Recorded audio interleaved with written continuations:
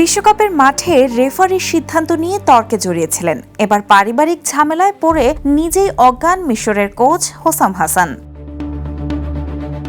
আর্জেন্টিনার বিপক্ষে শেষ ১৬ ম্যাচের পর ১.৫ মাস না পেরোতেই ফের আলোচনায় মিশরের এই কোচ। তবে এবার ফুটবল নয়, উত্তর উপকূলের একটি হোটেলে ঘটে যাওয়া অদ্ভুত পারিবারিক কাণ্ডে। মিশরীয় সংবাদ মাধ্যমের খবর, বর্তমান স্ত্রী ড্যান অ্যাডামকে নিয়ে হোটেলের ক্যাফেতে ছিলেন হোসাম। সেখানেই হঠাৎ হাজির হন তার সাবেক স্ত্রী হুবাইদার সন্তানরা। এরপরেই শুরু হয় উত্তপ্ত বাক্য বিনিময়। এক পর্যায়ে হোসামের বর্তমান স্ত্রী ও সাবেক স্ত্রীর পরিবারের মধ্যে হাতাহাতি শুরু হয়।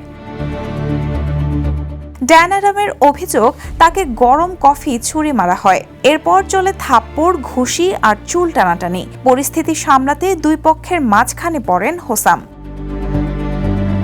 কিন্তু ঝামেলা থামানোর বদলে চাপ সামলাতে না পেরে এক পর্যায়ে সেখানেই অজ্ঞান হয়ে মাটিতে লুটিয়ে পড়েন তিনি। পরে খবর পেয়ে পুলিশ ঘটনাস্থলে গিয়ে পরিস্থিতি নিয়ন্ত্রণে আনে। সাবেক স্ত্রী থানায় অভিযোগ করলেও পরে তা প্রত্যাহার করে নেন।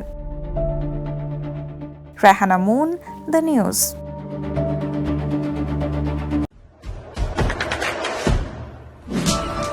দেশে দেশে সবার সাথে দ্য নিউজ।